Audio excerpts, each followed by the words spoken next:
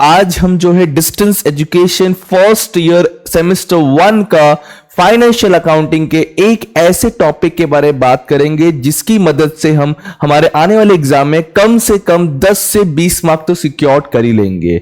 हाँ जी, मैं बात कर रहा हूं ब्रांच अकाउंटिंग चैप्टर के बारे में।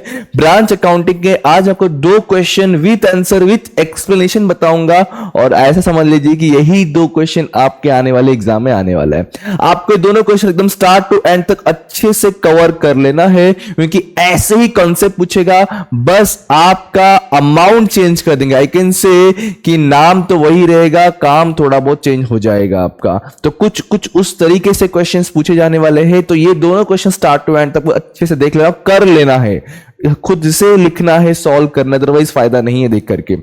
सेकेंड थिंग, हमने आप लोगों के लिए 2 कोर्स लॉन्च किए हैं। पहला कोर्स जो है स्पेसिफिकली अकाउंट्स के लिए ही है, इसमें स्टार्ट टू एंड तक हर एक चीज बताया गया है अकाउंट्स के बारे में।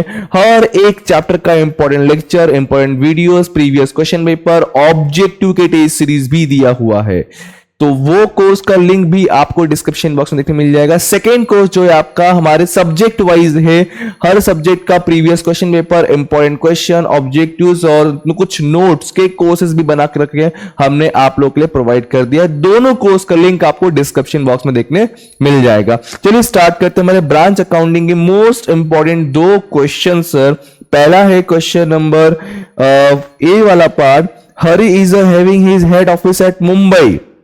हेड ऑफिस मुंबई में है and branch office at Nashik, branch हमारा नासिक में है। Prepare the branch account in the books of head office from the following transaction with the branch. Simple जैसा हमें ब्रांच अकाउंट बनाना है, ध्यान रखना हमें ब्रांच अकाउंट बनाना है और कहीं मुझे वो IP price 20% on cost on sale ऐसा कोई कॉन्सेप्ट नहीं दिखा। मतलब सिंपल बेसिक वाला क्वेश्चन है ये।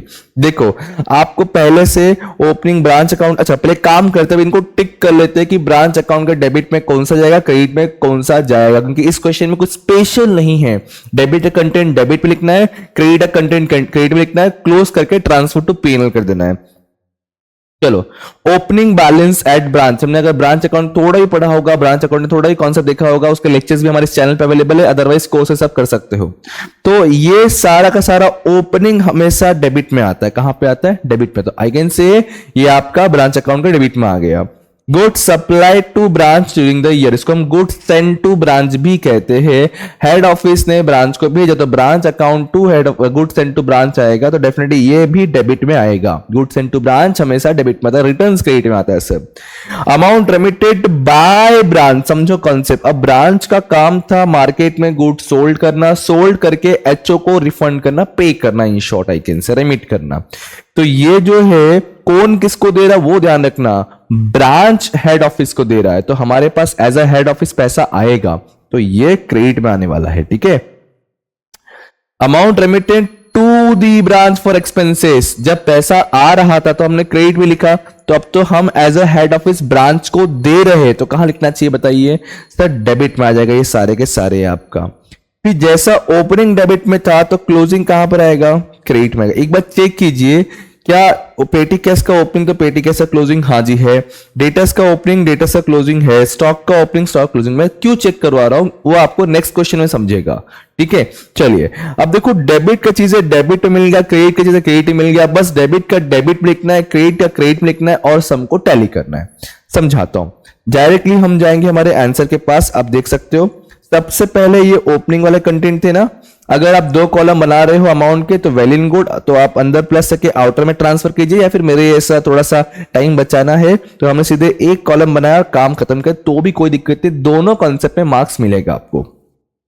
चलिए ये हमने लिख दिया पहले। उसके बाद मैंने कहा ना गुड्स सेंड टू ब्रांच, हमने ब्रांच को गुड्स भेजा 3,10,000 का, कोई आईपी नहीं है, इनवॉइस प्राइस वगैरह कुछ नहीं है, कॉस्टिंग एनवी कुछ नहीं बोला, नॉर्मल क्वेश्चन है, बेसिक नॉर्मल क्वेश्चन है और पूरे 10 मार्क का था यार। बस पता होना चाहिए डेबिट में कौन सा क्रेडिट में कौन सा, 10 मार्क ऐसे मिल जाएगा आपको। चलिए देखिए ये आ गया गुड्स सेंड टू ब्रांच। ठीक है। उसके बाद सर थर्ड था कि क्रेडिट में आएगा, रेमिटेंस था, तो क्रेडिट में जाके देखते हैं लिखा है, हाँ सर लिखा है बाय कैश बैंक। आप यहाँ पे रेमिटेंस भी वर्ड लिख सकते हो, ये बाय ब्रांच का मैं यहाँ पे लिखा दिया आपको। आप अगेन इन दोनों को इंडर में लिख के प्लस के आउटर भी ट्रांसफर कर सकते हो, वो भी चलेगा आपको। ठीक है। फिर उसके बाद सर यहाँ पे आगे हम लोग अगेन एक्सपेंडिचर के लिए ब्रांच को दिया जा रहा है पैसा, तो अगेन ये डेबिट में आ जाएगा। ये देखो मैंने इन्हें भी लिख के आउटर में ट्रांसफर किया हुआ है, या लिखा भी है ब्रांच को दिया जा रहा है टू ब्रांच। फिर ये लास्ट में क्लोजिंग है, क्लोजिंग आ गया। क्लोज करने इस टाइम पे ध्यान रखना है कि ज्यादा अमाउंट कहां पे क्रेडिट और कम अमाउंट कहां पे, दैट इज यहाँ पे क्रेडिट बैलेंस था तो क्रेडिट को प्लस किया, उसी को यहां लिखा और सेम यहां पे ट्रांसफर किया। इसमें से डेबिट के सारे अमाउंट को माइनस किए तो बचा हुआ अमाउंट ट्रांसफर टू पीएनएल हो गया। अच्छा सर अगर मान लो ये गलत हो गया, ये गलत हो गया, तो क्या बार पूरा मार्क्स कट जाएगा? ऐसा बिल्कुल नहीं है, स्टेप मार्किंग होता है। फॉर एग्जाम्पल इस पे हाफ हाफ मार्क्स है, तो जितना राइट रहेगा उतना आपको मिलते जाएगा। तो ऐसा नहीं है कि अगर एक रॉन्ग हो तो पूरा मार्क्स कट जाएगा। आप हमेशा ध्यान रखिएगा कि अकाउंट्स में हमेशा स्टेप मार्किंग होता है, तो स्टेप मार्किंग की फायदा ही यही होता है कि जितना राइट उतना मार्क्स मिलेगा, जितना रॉन्ग हो छोड़ देंगे हम लोग, और नेगेटिव मार्किंग तो है ही नहीं सर, सिंपल सा कॉन्सेप्ट। तो हमेशा आप लोग पोस्टिंग किया करो, एक आध पोस्टिंग भी राइट हो गया तो आपको मान लो 1.5 मार्क्स मिला इस क्वेश्चन में फॉर एग्जांपल, तो ये ऊपर राउंड फिगर होते होते 2 मार्क्स हो जाता है, तो हाफ मार्क तो ऑटोमेटिक मिल गया हमको, फ्री फुकट में बोल सकता हूं, फ्री ऑफ कॉस्ट में। तो इसलिए एटलीस्ट क्वेश्चन हमेशा अटेंड किया करो। तो ये पहला क्वेश्चन था, आई सजेस्ट इसका प्लीज स्क्रीनशॉट ले लीजिए, आप लोग स्क्रीनशॉट लेके खुद से सॉल्व एक बार कीजिए, ज्यादा अच्छा रहेगा। ये क्वेश्चन है और ये उसका आंसर है। आई रिक्वेस्ट स्टूडेंट प्लीज ये क्वेश्चन सॉल्व करना, आपके लिए बहुत हेल्पफुल रहेगा। एग्जाम में ऐसा ही क्वेश्चन पूछेगा, मेरी गारंटी है एक क्वेश्चन तो। चलिए अब वैसे ही हम एक और क्वेश्चन देखते हैं, थोड़ा सा ये एडवांस पे जाएगा हल्का सा।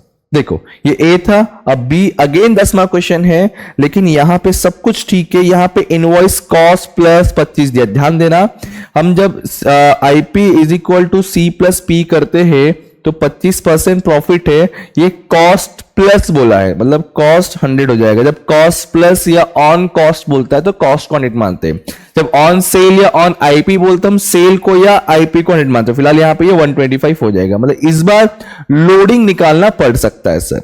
आगे बढ़ते हैं हम लोग। अब पहला काम वही है कि कौन सा डेबिट कौन सा क्रेडिट किसके ब्रांच अकाउंट में। अब देखो स्टॉक का ओपनिंग है आईपी प्राइस में, भले ही आईपी में डेबिट पे लिखेंगे ना, उसका लोडिंग उसका अपोजिट लिखने वाले हम लोग, तो ये आपका डेबिट आ गया। डेटस ओपनिंग बैलेंस से पेटी कैश ओपनिंग बैलेंस से तीनों डेबिट में आ गए, वो ओपनिंग बैलेंस के तरीके पे।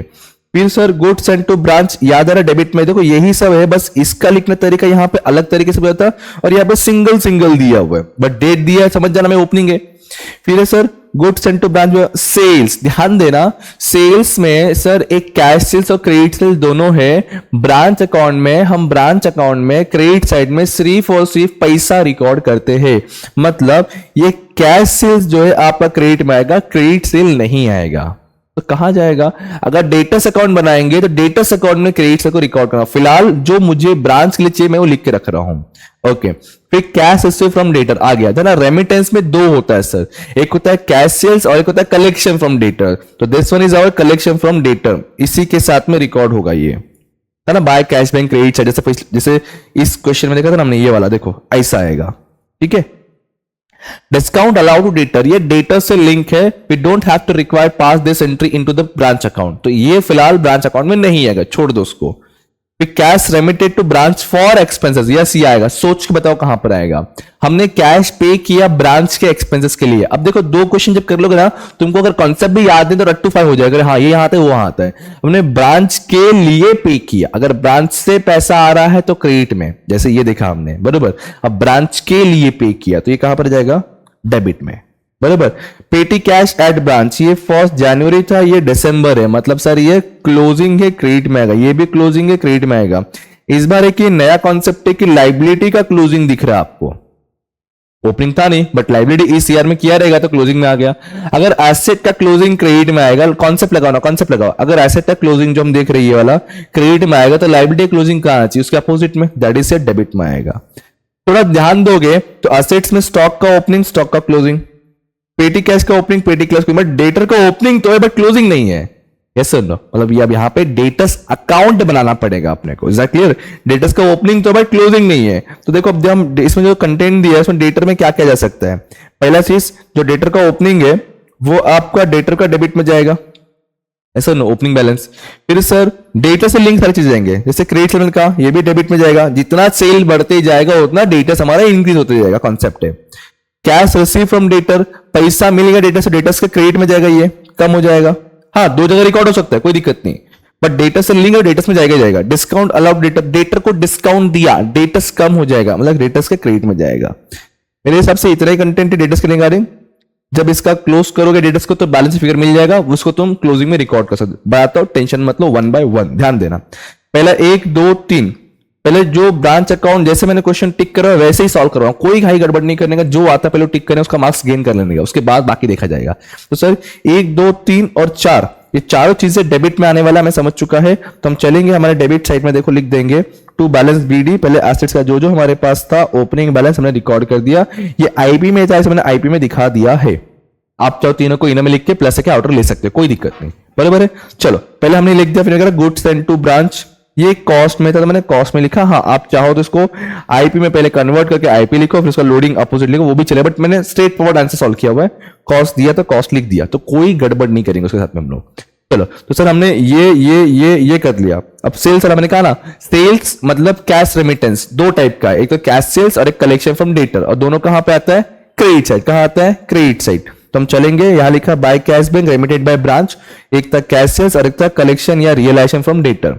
ये कहां से आ गया? देखो एक ये कैश सेल्स 52 का और कलेक्शन कितना 68,400 वाला, बरोबर। फिर आगे बढ़ते सर हम लोग, तो अभी ये डिस्काउंट तो हमारे ब्रांच में नहीं था। ये देखो cash remitted to branch for expenses, expense के लिए ब्रांच को दिया गया था, डेबिट में आएगा 16,000, चेक कर लो है हेरा।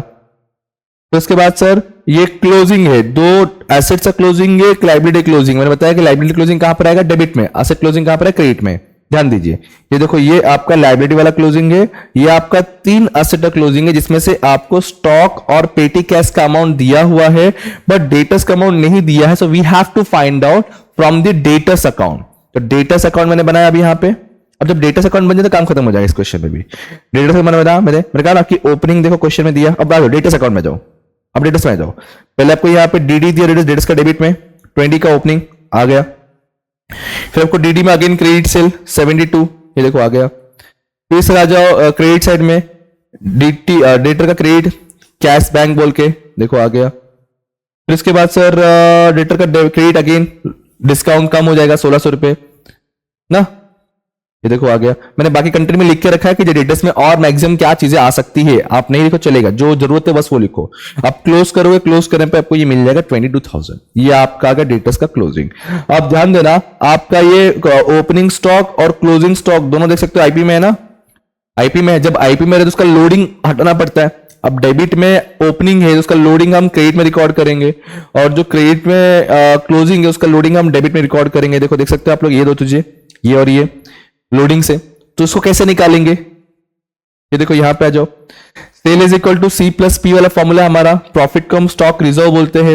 अब क्वेश्चन बोला है कॉस्ट प्लस 25% ना, तो इससे प्रॉफिट तो 25 रहेगा, बट ऑन कॉस्ट इसलिए कॉस्ट को 100 मान लेंगे। तो ये सेल हो गया 125। हमको ओपनिंग स्टॉक आईपी प्राइस दिया हुआ है, मतलब ओपनिंग स्टॉक कितना 30 दिया है, तो 30 इज 125%, तो भाई 25% कितना होगा? कॉमन सेंस, क्रॉस मल्टीप्लाई करेंगे तो लिखा मैंने पे, क्योंकि 125 इज इक्वल टू 30,000, 25% कितना होगा? क्रॉस मल्टीप्लाई किया, हम हमारा लोडिंग मिल गया। सेम हमने क्लोजिंग स्टॉक का भी किया। ध्यान खाली इतना रखना है कि ओपनिंग स्टॉक लिखते डेबिट में है, उसका लोडिंग कहां पर आएगा? क्रेडिट में आएगा, बरोबर ना। और सर क्लोजिंग हम क्रेडिट में लिखते हैं, उसका लोडिंग कहां पर आएगा? क्लोजिंग क्रेडिट में लिखते हैं तो लोडिंग कहां पर आएगा? डेबिट में आएगा। बस ये रिजर्व्स को रिकॉर्ड करना है आपको, और उस तरीके से फिर क्लोज करके आपका जनरल प्रॉफिट एंड लॉस निकल जाएगा। That's it. ये 2 क्वेश्चन अच्छे से करके जाना, मैं बता रहा हूं, प्लीज रिक्वेस्ट आप सभी से 2 क्वेश्चन करके जाना। 2 क्वेश्चन से आपको 10 से 20 मार्क्स तो सिक्योर है, गारंटेड, क्योंकि ऐसे ही क्वेश्चन पूछेंगे। मैंने कहा ना, बस नाम चेंज होगा, काम तो वही रहेगा। फटाफट क्वेश्चन का भी, ये क्वेश्चन नंबर 2 का भी आप स्क्रीनशॉट ले लीजिए फटाफट। क्वेश्चन 4 भी, इसका पीडीएफ भी हमारे कोर्स के अंदर अवेलेबल है, इफ रिक्वायर्ड तो you can download from the application itself. और इसका आंसर का ये हाफ पार्ट, ओके, देन फिर ये balance half part. I suggest you please पूरा सम खुद के हाथों से, प्यारे प्यारे हाथों से सॉल्व करना विथ कैलकुलेटर, ज्यादा हेल्पफुल रहेगा, ज्यादा जल्दी याद रहेगा, आपको चीजें समझ में आएगा। ठीक है, क्लियर है। तो हमने यहाँ पे 2 क्वेश्चन कवर किया, मैंने बताया कि दोनों क्वेश्चन ही आपके लिए हेल्पफुल है। डेफिनेटली आपको यही क्वेश्चन, ऐसे ही क्वेश्चन आएंगे, तैयार रहना। All the best for exam. अब मिलते कोई और लेक्चर, कोई और टॉपिक पे, तब तक पढ़ते रहिए, पांडा से याद करते रहिए। Thank you so much, bye bye, जय हिंद दोस्तों।